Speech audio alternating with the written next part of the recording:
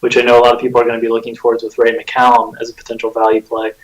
And we're probably not going to get that information. So, obviously the bank shots on DraftKings where you have late swaps, but, the big score on Draft Street, you don't, the big tournaments on DraftDay and FanDuel and all the other places, you don't. So it'll be really interesting to see how people choose to handle that situation in particular. I think some of the other ones will get clarity on, like whether Brian Roberts plays and whether that unlocks Austin Rivers or some different things there. But I think the Sacramento-New York one is really interesting. The line on that was just kind of crazy. You just have to think that Isaiah Thomas is not going to be playing tonight. Like, the line on it was, I guess, 1 point in favor of New York. Craziness. Scott, where are you kind of leaning for tonight? I don't know about you guys, but I just thrive on speculation. So, I mean, I'm going to try my best to just focus on guys that I kind of know what their roles are going to be and kind of factor in some of the stuff, maybe with Tyreek Evans, where if Roberts and I'm assuming Gordon's out, maybe Roberts is out, that kind of adds a little upside to him where he was already a pretty good play for me. Gives him a little more ball handling duties maybe. I don't know. I'm really going to try and focus on stuff I can control, especially on, like Drew mentioned, sites like DraftDay, FanDuel, where there's no late swap. I think you kind of just – and I'm not a person that likes to just hope that guys are out unless they're like still solid plays when they're in their normal roles, which is not really the case for McCollum or I don't even know if Austin Rivers is good when he plays 48 minutes. So pick and choose, man. He's got to be on offense. He's got to be hitting shots. I mean, yep. And maybe in that game, as far as the there is. I'm not sure how much he's going to get to the rim. So I'm not on the Austin Rivers train. Tyreek Evans, though, is certainly in play. Let's kind of roll. I mean, tonight, I'm just looking at all the notes I have on the news, and it's pretty crazy. So you've got Mr. D. Will from the Nets, who we're talking about. We were speculating if he's going to play or not. Missed shoot around yesterday. I guess he was questionable, or Scott, you saw that he was questionable, so has a little bit of a... Yeah, Drew found that tweet, actually. Yeah. So I guess that we'll just be waiting. It is the earliest game, so we'll know one way or the other if he's playing or not. Yep. I say that, but sometimes I guess it hasn't worked out that way this past week. Other news from that Brooklyn team, I mean, you've got Thornton, who might be out, Karolinko and Garnett both out, so I mean, they're going to be potentially pretty thin tonight.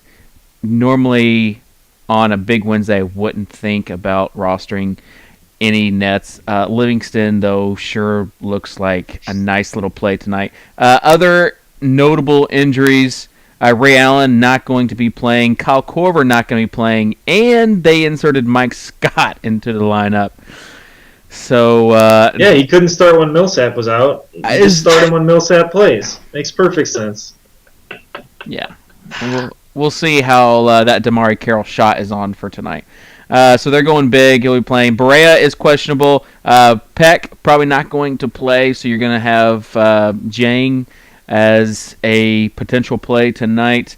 We talked about Brian Roberts and Eric Gordon. Roberts being questionable. Gordon we don't think is going to play. Wilson Chandler, they might shut him down for the rest of the season. So until you hear otherwise, he is going to be out for the Nuggets. And that leaves them with 9 guys, right? What's that? My math is correct. They have 9 guys tonight. Yeah. Yep. So they're going to be thin, and then you have again Isaiah Thomas. Maybe some of the biggest news. Calm questionable, but I just have a feeling that he's going to be out tonight.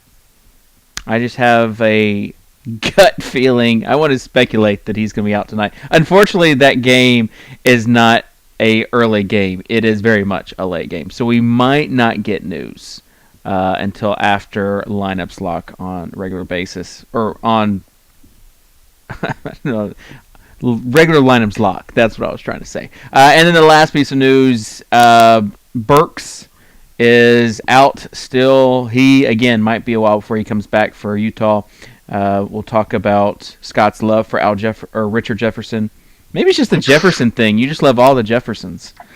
And yeah, then Tony, they're just always moving on up.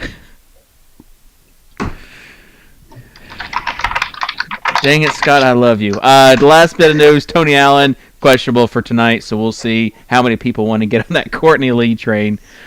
So, yeah, it took like 5 minutes just to run down the news for tonight. Can you imagine the last 15 minutes? I mean, this is just kind of what we know could happen. This is not even the unpredictable that could very well happen before lineups lock or even after lineups lock. So, thoughts on... I really want to, just for a few minutes, discuss the strategy about tonight. You have, like, the regular lock sites, the non-late swap sites like DraftDay, DraftStreet, FanDuel, and then you have DraftKings, Star Street, those sites that have the late swaps. You have to think that your strategies have to be a little different with how you're rolling lineups out tonight, Drew. Yeah, I for sure. And I know Scott's talked about this a lot, especially with DraftKings and the late swaps, that you almost want to build yourself a lineup that has flexibility to take advantage of any late news. So, it's not enough to just leave one spot, let's say, for Ray McCallum, because there might not be another, 3K guy that you like using in the late games. You might have to leave two spots. One other late game guy that's like a mid-priced guy along with, or an expensive guy along with Ray McCallum. So if you need to, you could switch to two mid-priced guys. So there's certainly a little bit of game planning that you have to do just on a normal night. And on a night like tonight where there's a huge tournament, I think a lot of the smartest tournament players will be ones that are constructing different combos of early game players that they like, and then adjusting lineups from there, based on which lineup they have that's off to a good start. So I think you have to approach it a little bit differently on the late swap sites. Obviously, on the lock sites, you just play your best hand when the cards fall at 7 and you lock from there. But on DraftKings, it's a little bit of a different animal, or Star Street, anywhere you can late swap, it's a little bit of a different animal, especially in these big tournaments.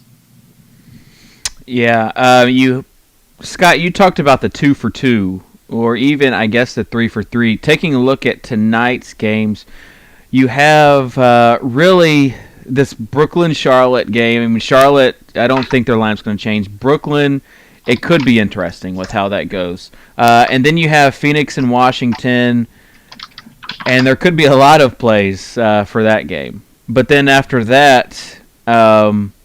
you have Cleveland and Detroit, Toronto and Boston, and then, like later on, you get into some of these games that have the big news, really. So your thoughts as far as the 2 for 2 switch tonight with these games? I'm guessing tonight's a night you want to have multiple lineups in a tournament like the DraftKings Bank Shot. Yeah, like Drew mentioned.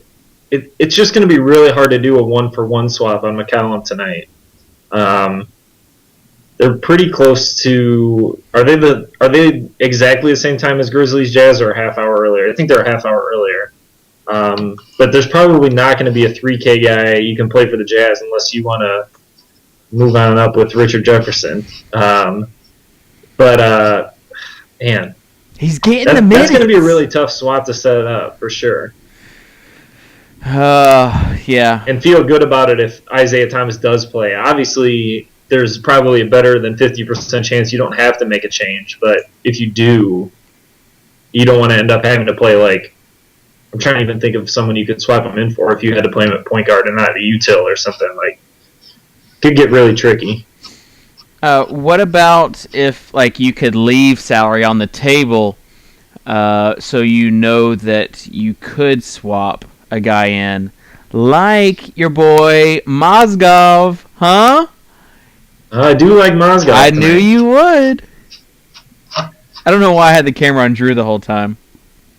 Not going to help ratings. No, it's not. But let's talk about this Denver Spurs game. You've got 9 healthy players. You've got a line of 13 in San Antonio. For all we know, we don't know like who could get popped either. No one mentioned that Green or Splitter would be sitting out. People that took them kind of just got screwed.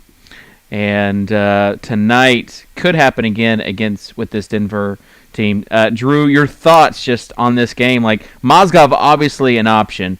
Other options that you potentially see out there? I like Ty Lawson in this game. It's site dependent with where his price is, but on DraftKings at 7,600, his average game basically is what I would have as a target for a value threshold. And as you mentioned, 9 guys.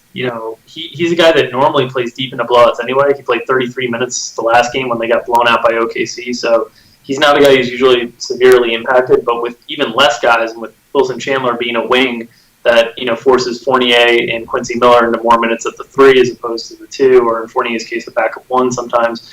I think Lawson could play a bunch still. So I don't mind him on DraftKings or any other site that his price is below like 15%. I do like Mozgov a lot, like Scott mentioned. He played huge minutes in that game against OKC where they got blown out. And as their only true center against a Spurs team that likes to play big, I think he's in a really, really good spot. On the Spurs side, I mean, Tim Duncan has such an unbelievable history against Denver. He averaged last year like 20 points, 10 boards, 4 blocks, 4 assists a game in just 31 minutes. So yeah, he probably won't play a ton of minutes, but even in limited minutes, I think some of these discounted price tags he could pay off his value. Maybe the huge upside isn't there if you don't think the game's going to be competitive. But I don't mind him as a play because I think he'll hit value in 28 minutes. Diaw is really cheap around the industry, and he's a guy that if they do go to the reserves, would typically get a boost there, and he's cheap enough that even if they didn't, he could still pay off his price tag. So those are all guys I'm kind of looking at. Do we have a starting lineup for Denver yet? I haven't seen one.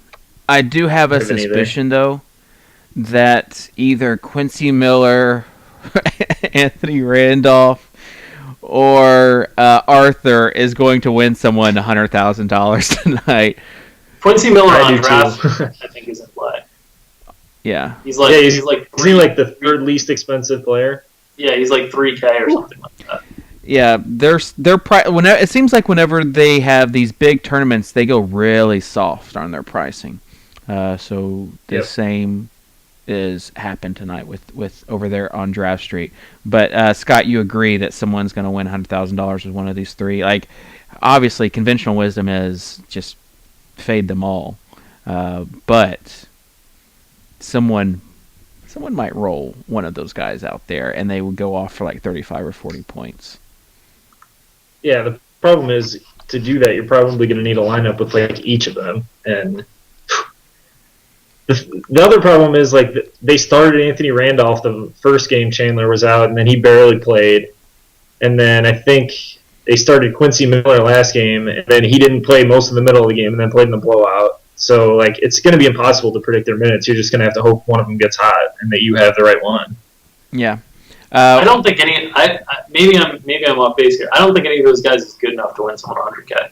Like to be the difference maker in a lineup, they're going to have to score like 30 DraftKings points. I don't see any one of those guys having that capability. You love Anthony Randolph. How could you not think that he won't score 30 fantasy points? I love Anthony Randolph, but every coach in the NBA hates Anthony Randolph, and I get it. I mean, watching him is tough, and what they've done to him, like trying to get him playing around the perimeter this year, is just ridiculous. Like he had 30-point upside when he used to play near the basket, but now he's like a spot-up shooter now. It makes no sense. So is Darrell Arthur. It's a great system they got out there in Denver. Put power forwards at small forward, lose games. Great. I would agree, though. Ty Lawson and Mozgov, the two guys that you would target for this game. For the Spurs, no, I'm not even taking chances. Not even taking chances. Parker's really Kawhi is the only guy that I like on. They randomly bench Splitter and Green. What's to say they don't do the same with Leonard tonight? Would be my question. I think I agree with you on that. I think Kawhi is the next guy at risk of missing a game because he hasn't. I think Parker is a little bit safer tonight, and like on DraftDay, he's only 11.5 or something like that. On FanDuel, he's 6,300. I mean, those are tags that he doesn't need a full night's worth of playing time to pay off. All right, let's talk about this Atlanta fiasco. We've got Korver not playing, didn't even make the trip, and then you have basically a starting lineup that includes Mike Scott because they want to match up with the bigs, and you also have on the opposite side Peck, who's probably going to be out with Jang playing. Your thoughts on this game, Scott, as far as Damari, Mike Scott, everybody I think was ready to fire up the Shelvin Mack. Drew, I know you said something earlier. Tuttle said something to me earlier, like this Mike Scott news just kind of totally wiped Mack off of the radar. So, thoughts on tonight, Scott? I feel kind of the same way about Mack. I mean, as far as the Hawks lineup goes, I mean, if there's anything better than putting a power forward at small forward, it's putting a power forward at shooting guard. So, I mean, Scott's so cheap that if he's starting and getting 20 minutes, he can definitely make value on a minimum price. He shoots a lot. He's taken at least 8 shots in, I think, 4 of the last 5 games or something like that. He's only been playing like high teens in minutes on average. And he's a hustle guy. Yeah, and he used to have dreads. I mean, he's a pretty decent rebounder. Minnesota's a pretty good matchup. I don't know like who's going to be guarding him because I don't really see how those players match up. But for minimum, I prefer him to Shelvin Mack now, obviously. And I was considering Shelvin Mack earlier. I really liked Carroll, but I don't know how much I like him at small forward. Or at shooting guard, sorry. My favorite guy on this team probably right now is Jeff Teague's price on FanDuel because he's got to have the ball in his hands a ton with basically 3 forwards and a center out there with him. So, yeah. The funny thing is, it's 3 forwards and a center, but it's 4 stretch players. Yeah. Like, there's going to be so much room for Teague to operate pick and rolls with Millsap because Antich and Scott are just going to post up in the corners. And so I really like this spot for Teague because I think he's going to have so much room. There's not a secondary ball handler. Yeah. So, like, he's not going to pass off to Shelvin Mack, and then Shelvin Mack's going to run pick and roll. He's the only one who can do it. So I agree with Scott. I think Teague's in a really nice spot. His price isn't great everywhere around the industry, so you gotta be price sensitive. But I agree. I think the price on FanDuel is really nice. That's an interesting. Yeah, Millsap should do a lot of passing out of the second pass on the pick and roll too, which should be pretty good for him. He's got a nice price on FanDuel too, actually. That's interesting. You take a look at Mike Scott's numbers: 8.5, 16, 9, 11.5. I mean, pretty pedestrian. But again, his minutes not up there. Tonight could be up there. And I mean, they could be like in the mid-20s. Who knows? The thing with Scott is, and this is where I always like, no matter what his price tag, to me, he's a tournament play because this is an experiment. And when you're experimenting with a lineup, you have no idea what the rotation is going to be. You have no idea what the trickle-down effects are going to be. So I mean, this could be something that he plays the first 6 minutes and they just scrap it altogether, and they're like, well, that's not looking good. Or it could go really well and he could play 35. So, no matter how cheap he is, I'm only really going to consider him in tournaments. Agree. He's a tournament play and one of those guys that could shift the balance of the tournaments. I mean, if he goes off and half the people have him, then you want to be in that top half. If he doesn't, then you already feel like you've got a little bit of an edge. I know that's expert analysis, but that's kind of like these polarizing tournament plays that are highly owned that you just don't know, that are volatile. As far as Jang goes, Jang and K-Love. Like, Love's rebounding has dropped significantly. Price still pretty high. Too high for me, even in this matchup with Atlanta. So expect him to go for 60-plus points, Scott. Yeah, I think Scott and I are on the other side of this equation. Yeah, we are. You want all the love. You're paying for Love tonight. Because... Yeah, so I'll start. So all the stuff you talked about is very, very factual and very good analysis. Love's rebounding rate with Gorgie Dieng is just 14%, and it's 19.4% when Dieng is off the floor. So it has had an impact on Love's numbers, and you would think that would hurt Love's ceiling. Now, the counter to that for me is that Dieng's going to have to guard Pero Antic, and he's not going to be near the basket. So I think that rebounding rate number is going to collapse really significantly today.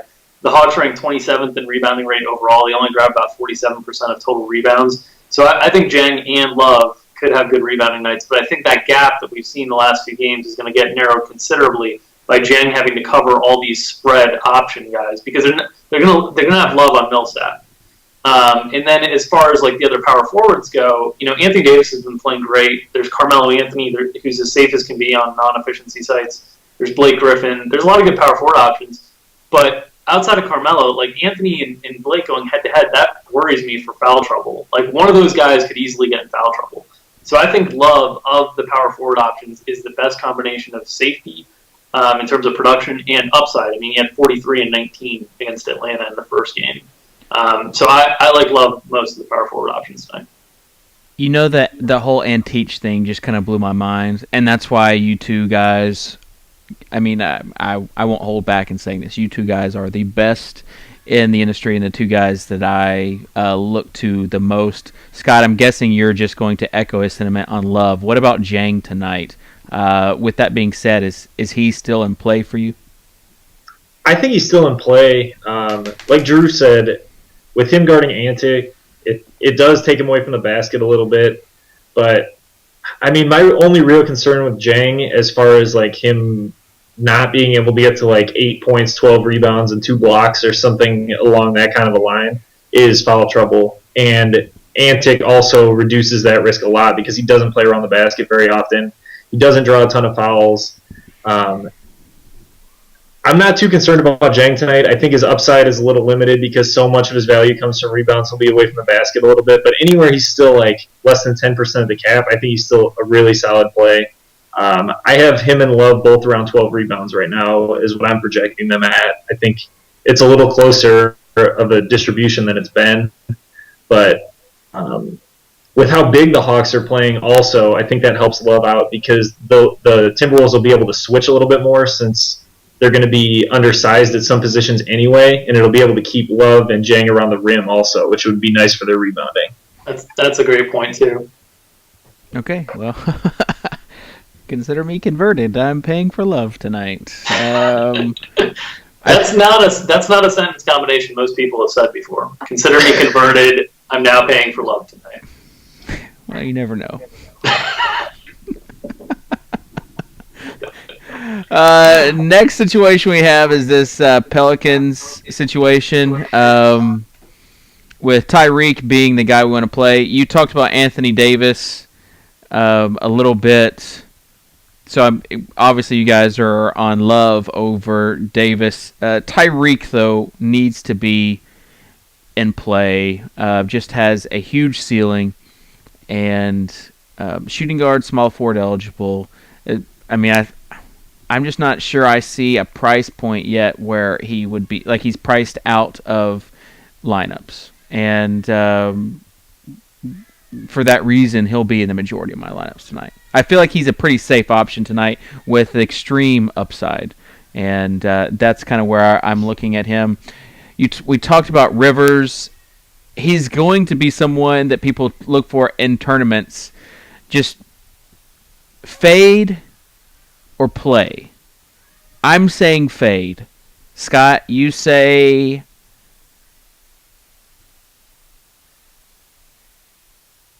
I think Scott's frozen. Drew, you say... I was going to say, he is unbelievably stoic. I know. I was like, man, he is trying to decide right now. Really thinking about it. You say yay or nay to play? Are we back on me now? Yeah, we're back on you. Okay. I think he's a better fade than a play. And the main reason, I've been trying to think about how the Clippers would try to defend the Pelicans if Roberts doesn't play and if Gordon is out. So I think the most likely scenario would be something along the lines of Matt Barnes on Tyreek and Jamal Crawford or Darren Collison hiding on Al-Farouq Amino. And then I think CP3 would be on Austin Rivers. And I don't really want any part of that. Some people in the analytics community think CP3 is a little bit of an overrated defender, but I think he would be able to really handle Austin Rivers. So the minutes bulk might outweigh the price tag for like cash games. Like, DraftKings 3,200. You're not really going to get hurt at that price point. But I don't think he has enough upside to really put you over the top in a tourney. So I think he's a better fade than a play. Now, if Roberts and Gordon are both out, he's probably going to have to play a lot of minutes. And again, for a cash game, I don't mind that as much. But I don't see him going for 30 DraftKings points, even if both are out. I think he'd limp into the 20s. Okay. Yeah. So a short answer would be... Are we in rapid fire already? Well, you took the whole... You took the Grant Girton track to answer that question, Drew. Well, because it's contextually different. It is. I like to play. I agree, and I'm just giving you a hard time for it. In this game, though, you've got on the other side Chris Paul. You've got basically all the studs. You and I both like to play Chris Paul and Blake Griffin, and you are probably more of a DeAndre fan than I am. Are there prices where you like them to be? CP3 is expensive now, and you've got the risk of all these guards getting healthy. So I like the matchup for CP3. I think he would toy with Austin Rivers, which he did in the fourth quarter of that last game the last time they were in New Orleans. But I don't really like the price point tonight. Blake's price point is generally fine, but again, I'm just concerned one of those two guys is going to get in foul trouble. I don't really know which one. It's probably Anthony because he's a little bit more foul prone than Blake is. But I'm considering both those guys better tournament plays and cash game plays just because going up against one another scares the crap out of me. And you look at Anthony Davis against people like in the comments they were talking about Sports Fix's athletic bigs give Clippers trouble. Well, Anthony Davis, his past, I think, 2 games against the Clippers have been pretty terrible. So let me pull this up. 20 minutes on March 1st, got 14.25, burned a lot of people that day. And then I want to say there was an earlier game where... Okay, no. He had 43 points against the Clippers. He was good against them at home. But then he had that foul trouble game, and then they got blown out. That was a game that he got like less than 15 fantasy points. Yeah, February 24th, had 45 fantasy points against them. So, basically, he's had 2 decent games, one really bad game, but still hasn't hit that 50-point mark that you would want to see out of him to really justify paying up for him in those big games. So, Scott, yay or nay on Anthony Davis? He's probably my second favorite of those like really expensive big guys. My concern, like Drew's mentioned, is foul trouble against Griffin. He's been playing so well though, and he's at home tonight, which is always what you want with him. At this point, it really doesn't. His usage rate's so high, and he's shooting so much that it really doesn't matter who's in or who's out for him. So. I like him a lot more as a tournament play also. I don't think I would spend on him in cash games, but as a tournament play, he's probably my second one behind Love. That's how I feel too. Okay. I don't mind that. Rajon Rondo. in play? I'm a fan tonight. Both of you are fans. Yes, please. How many does he get? 35 minutes tonight. Yeah, I think he plays heavy minutes, and I'm looking up the note that I had written in the rundown today. The Raptors are playing like their 6th game in 9 days, and we talked on you guys talked on the show yesterday, I think it was, about the Lowry minutes limit and the DeMar DeRozan minutes limit, and they got behind really early, so we saw them take Lowry out kind of early, but DeMar didn't really have a huge effect, and then they both ended up blowing past it when they were trying to come back late in the game. Yeah. But, I mean, we know they're trying to limit Lowry's minutes. So if instead of facing Lowry for 36, you're facing Lowry for, 28 of your 36 or 38 on the court, I think that's a huge boost to the matchup, which on paper looks very, very tough. So I think Rondo's in a really great spot. His price on DraftKings is awesome at $7,300. I don't think he's super expensive anywhere. I probably wouldn't play him on like FanDuel, where there's other great point guard options. But other sites, I'm on board with Rondo. I think it's a good spot. I think Toronto's defense is starting to struggle because they're tired, and I think we saw that like Cleveland lit them up last night. Really, really easy buckets throughout the game, and so I kind of think Boston's going to put up points tonight. Rondo also seems to feel a lot more comfortable shooting at home too. His shot has gotten better this season. I mean, his splits this year are like ridiculous. He's shooting like twice as good from the field and twice as good from 3 times as good from 3 at home, and has taken almost 3 times as many also. Yeah, past few games: 36 minutes, 39 minutes, 45 minutes, 34, 41, 33, 35. So I think it's safe to say that he gets enough. I think it's safe to say he gets more minutes than Lowry tonight at a lower price. I think that you would want to go with the high upside guy, and that would be Rondo. As far as other cheap plays that you see across the industry tonight that we haven't covered, have I missed any? One note that came from chat. Somebody saying that Vasquez turned his ankle last night. I didn't note. I don't think he did, though. It was on the last play of the game, and maybe I can even pull up a clip from this so you can kind of see this horrible shot. He was slipping and threw the ball at the hoop. I mean, this was the last play of the game.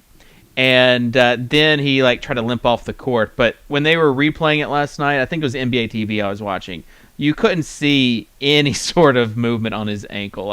It just looked like he slipped, threw up a bad shot, and then did the ow. Where you miss a layup, you miss a layup, and then you pull up like a hamstring, you hurt your hamstring. That's kind of what it looked like last night. So I think he still plays.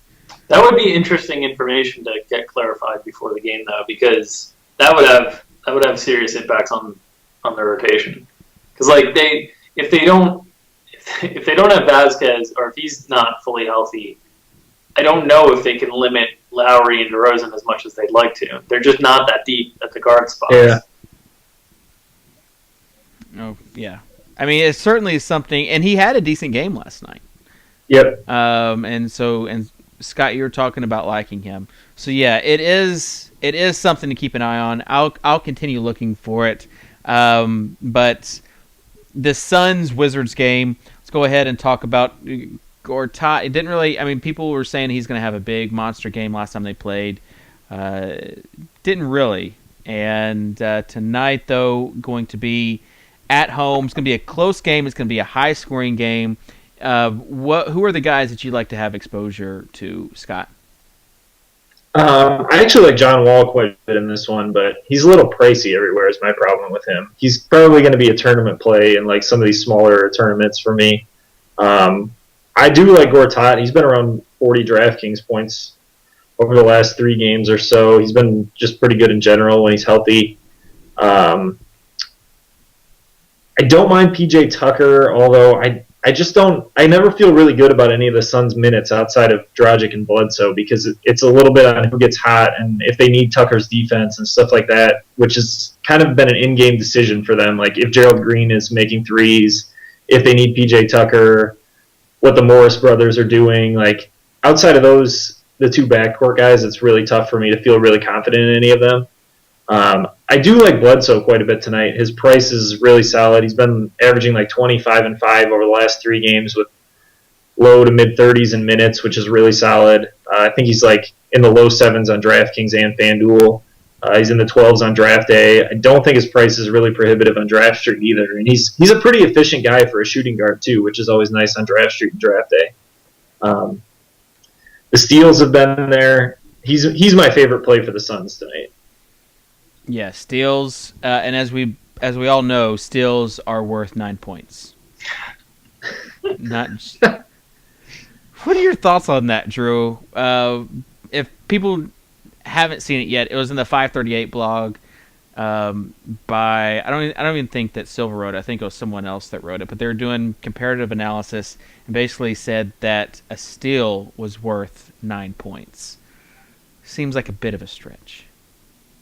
Yeah, that was my first reaction when I read the article was like, I don't understand how you're getting to any sort of conclusion that a steal is worth 9 times as much as a free throw and a rebound is worth 4 times as much. The numbers didn't make sense to me.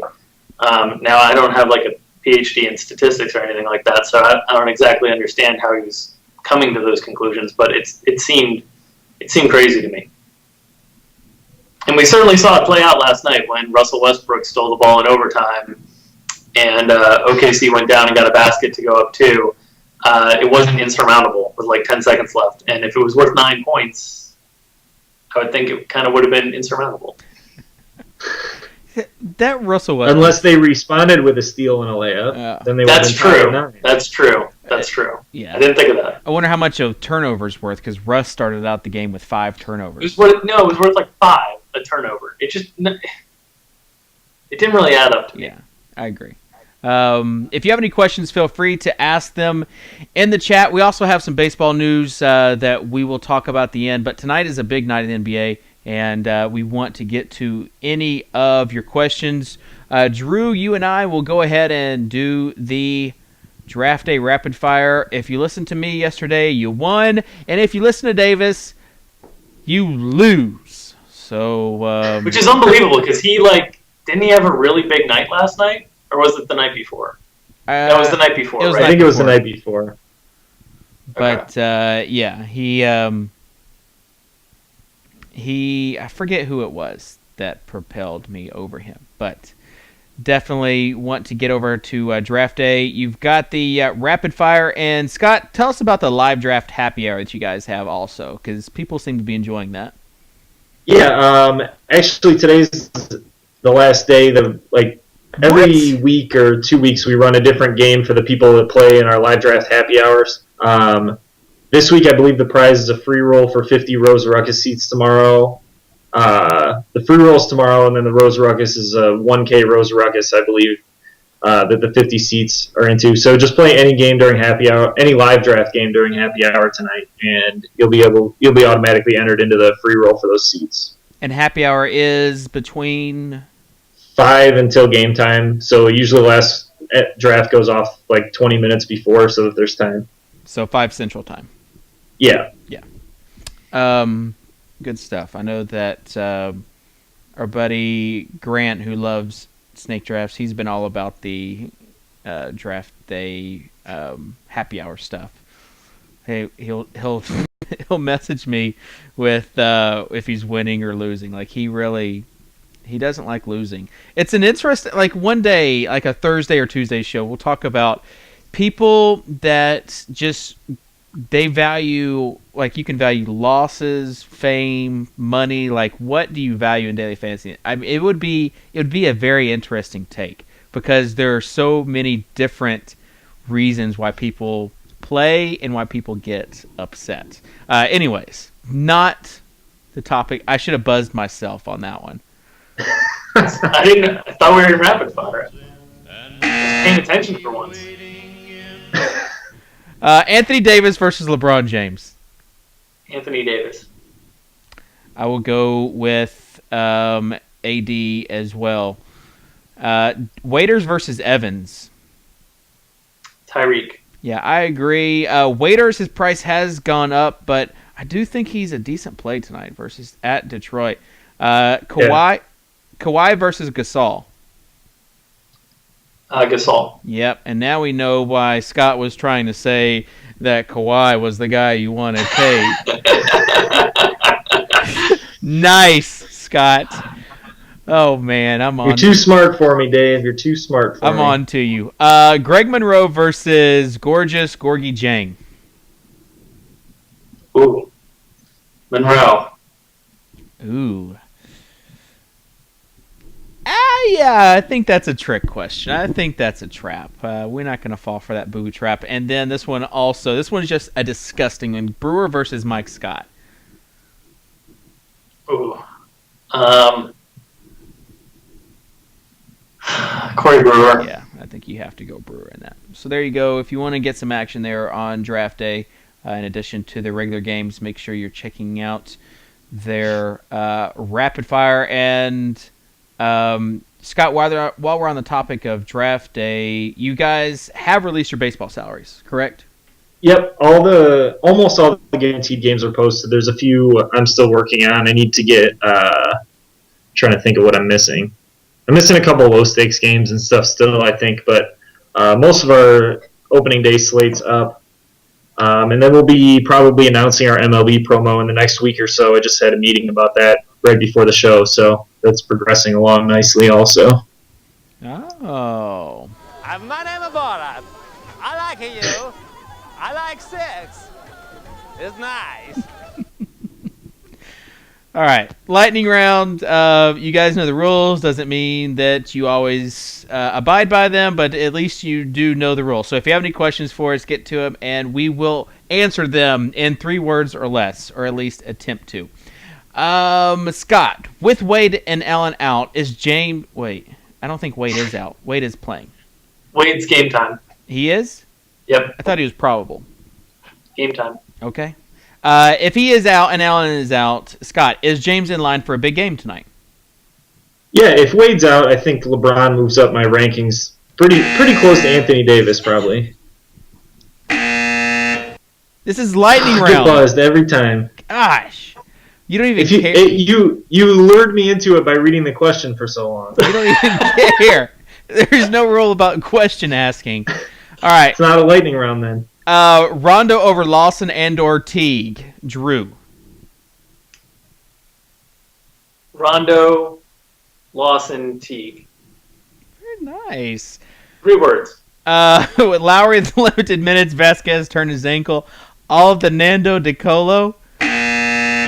No, come on, MacArthur. You know better than to ask a question like that. Let's see. Gooden, question mark, Scott. FanDuel only. Jack or Livingston, Drew. Livingston if Duran out. Jack otherwise.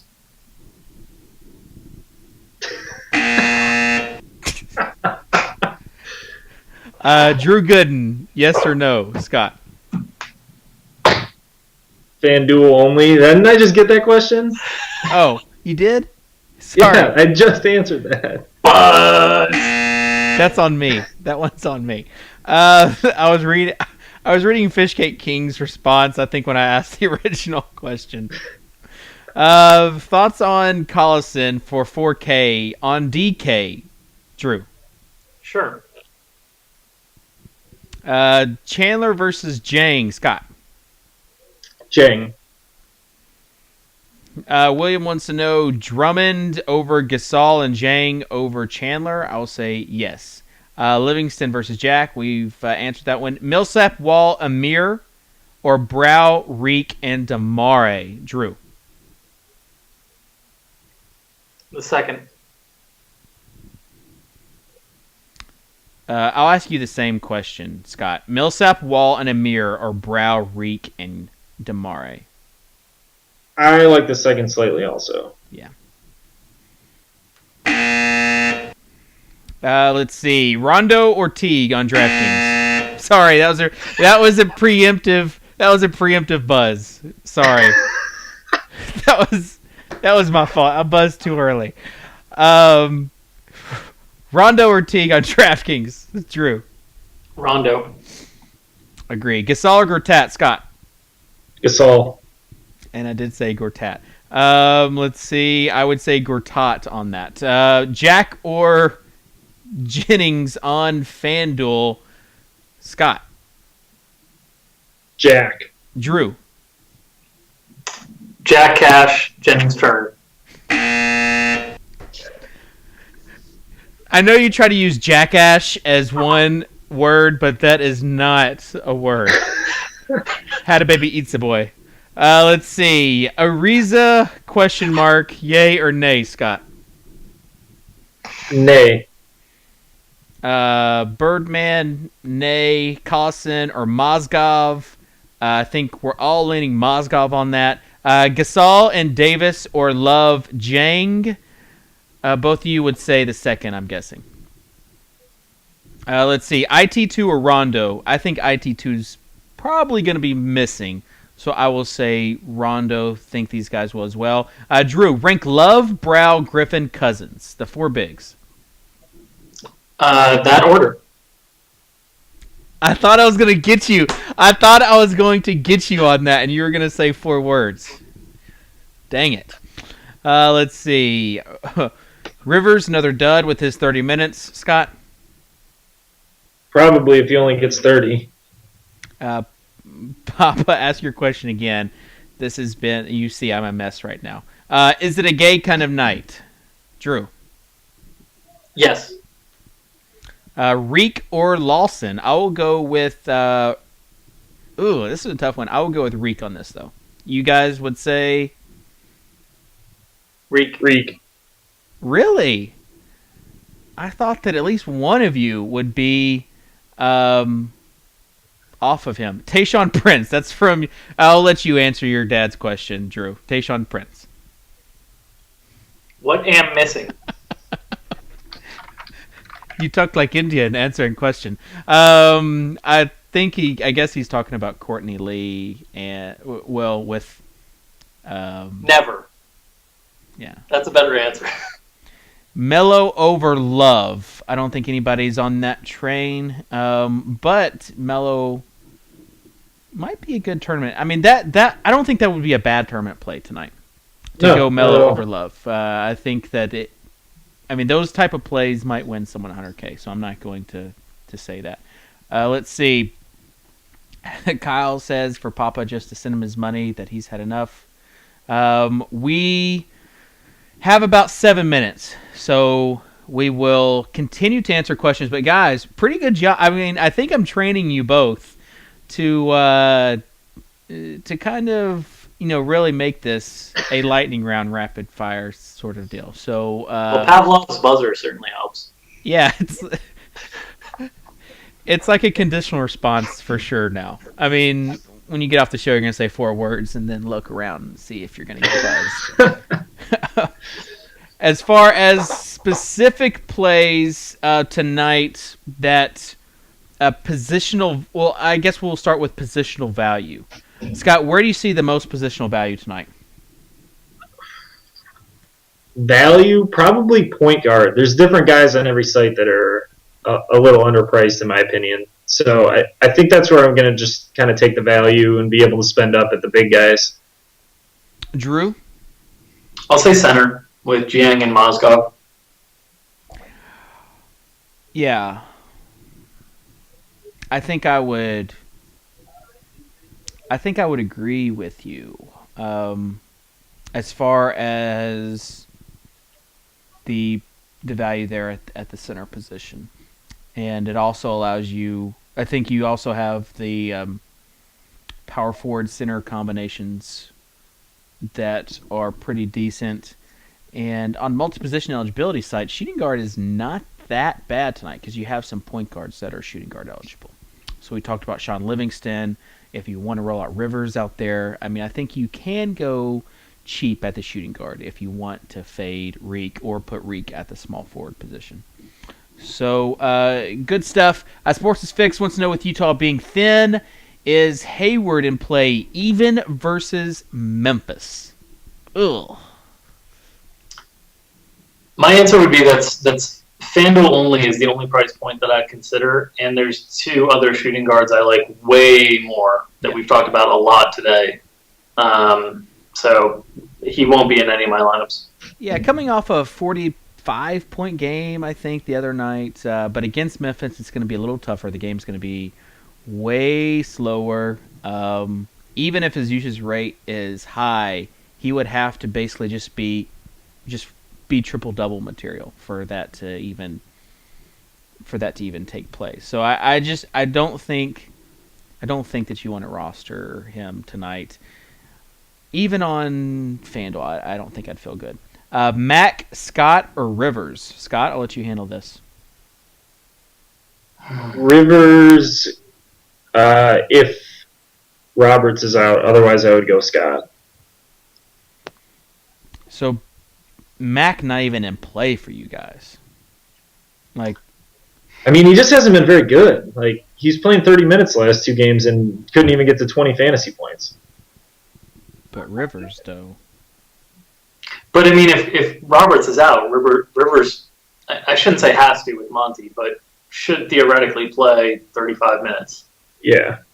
Yeah. I just know that he got torched that game versus CP. And maybe Doc tells him to take it easy on his kid. Yeah. I don't think they were. I mean, that game, man, they were. Chris Paul was abusing him and barking at the bench after that. Blowout factors tonight. You've got the Spurs game that we've already talked about. You also have this Clippers game that's only a 7-point game. Like, I feel like it should be more, even in New Orleans. Like, if it's that close, then Chris Paul might be a pretty good play because I don't think anyone can check him. So, thoughts on this game analysis, I guess, Scott, of how you see this Clippers Pelicans game going?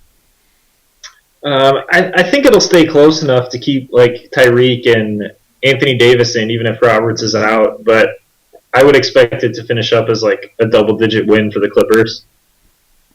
Well, I mean, Monty's going to foul the way there. I mean, any game that they're within 10 under 2 minutes, he's like fouling all the time. I don't know that the Pelicans ever lose a game by less than 5, because Monty will foul just obsessively at the end of games.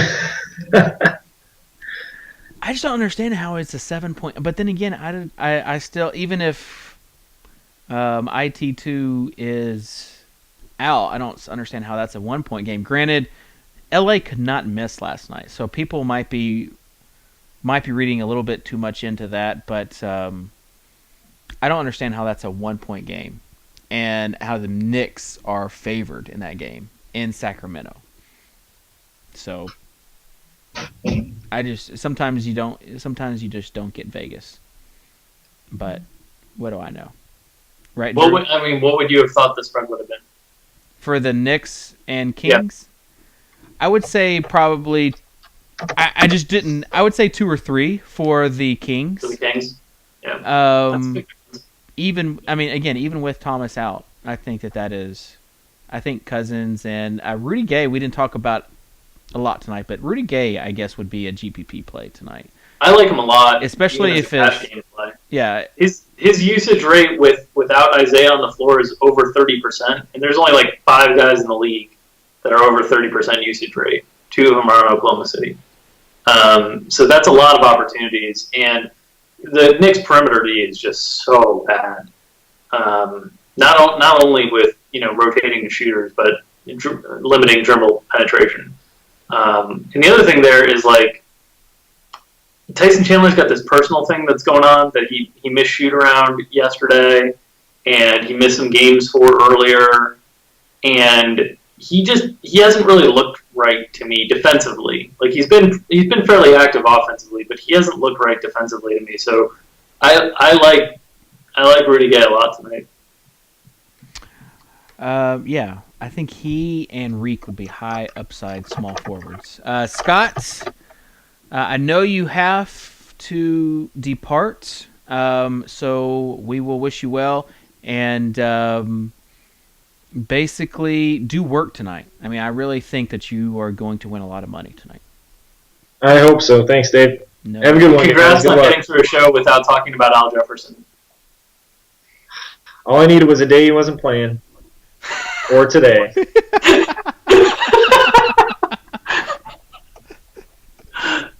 And on that note, I didn't talk about Richard Jefferson either, so... Well, actually, I guess we did talk about Richard Jefferson a little bit. yeah, you and Nat. All right, guys. Good luck. All right, later. So we want to tell people about the news for MLB that we're really excited about, and we'll be releasing more tomorrow and Friday about it. But Drew, you guys have some news, and you will be doing, like, baseball season is almost upon us. So Monday, it's going to be here. It's opening day. There's some big tournaments out there. You and Mike, for those that might not know, also, I mean, you cover all three major sports. So I'll just go ahead and let you roll out what you guys are going to be doing there at Roto Experts. Yeah, so we'll have on Friday, it looks like, according to our tech team, we will be releasing all the details for our MLB seasonal packages and our monthly packages. Same sort of setup as basketball, where we'll have a daily analysis, and then we'll have cheat sheets for the three main sites, the three biggest sites, FanDuel, DraftStreet, and DraftKings. And for the first week, we're going to do a free trial offer that everybody can test this out. No cost up front. You just need to sign up with a username at Roto Experts. We'll have all these details out on Friday, so Mike can plug it on Friday's show as well. The other thing I wanted to give a heads up to for people that are SiriusXM subscribers, tomorrow morning, 10 a.m. to 11 a.m. Eastern Time, I'm going to be guesting on the Roto Experts show, doing a full hour on a daily fantasy baseball tutorial. And so we're going to talk a lot about basic general strategies in daily fantasy baseball, but also some in-depth ones as well, and then talk about the usual stuff like bankroll management and game selection and stuff like that. So if you're a SiriusXM subscriber, it's 10 a.m. to 11 on the Fantasy Sports channel tomorrow morning. It will also be available on demand. And you also will be doing a show on Monday. Yes. So we're going to do a deal with Grant, with the DFS Elite, the Fantasy Elite product. And we're going to do some demos on Monday after lineups lock of the first set of games. Mike, Leone, and I will be hosting a show on FI TV that you can catch here Monday. And we'll be going through some DFS Elite drafts. And we're going to have some cool promotions with Grant and his group tied to our Roto Experts content. So if you haven't tried out Fantasy Elite, there will be a great opportunity to do so and potentially get a Roto Experts subscription along with trying out Fantasy Elite. Yeah, that'll be a fun show. And that kind of is a softball. Bam! You like that swing? You like it? Little uppercut, but yeah, it works. Just choked up on the bat. Yeah, it leads into we are going to be rolling out our normal show, and we're also going to be having kind of a sort of players show where it'll be sponsored by Grant and the Fantasy Elite app. And it's going to be a fun show. So someday we're going to kind of play around with the times and see before or after games. So like on big nights, like on Tuesday, we might have a late night show where we can talk about the games that are happening. We can still draft for the late night slates on the Fantasy Elite app, which is great. And then just talk about industry, foolishness, whatever. We might even give Davis a little leeway to use some of his more dirty vernacular, I should say. As far as other stuff, big announcement that we want to let people in on is that we will be we're bringing over a guy named Derek Carty. And for those that might not know Derek, he is a big-time season-long guy, but more than that, he's a big stats guy. And so part of the thing that we want to do here at Fantasy Insiders is to have a quality articles and quality tools. So those are being built. and we will have a premium side. And Derek Carty is going to be a major part of that. And Ben Pritchett, who was a top 5 MLB expert last year, according to Fantasy Pros, and knows his stuff.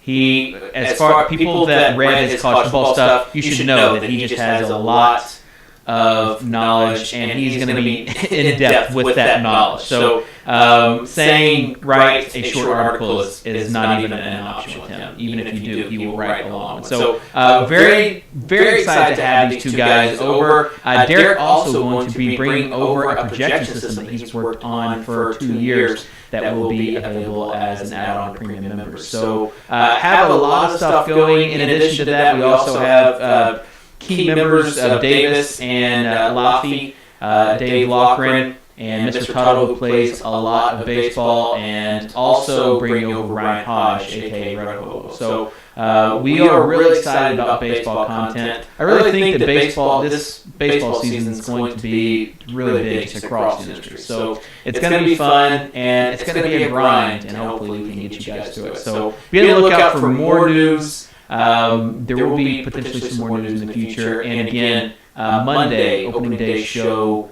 regular show plus a Roto Expert / Fantasy Elite show where they're drafting on the players show that we're going to have. So anyways, fun stuff. If you have any feedback for us or have any suggestions, feel free to hit us up on Twitter, @InsidersDFS, @SoccerDave, or you can always email me, David@fantasyinsiders.com. I think that'll do it. Drew, I will let you get to all your lineups because I know that we're going to be scrambling. We'll say, if you're in the swag tonight, you better be entered in that thing. I do not want to have to come off research late scrambles to have to remind people. They say I'm getting a mad echo.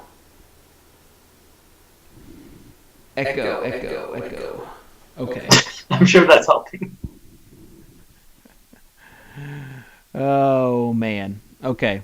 So hopefully people still understood everything we just said.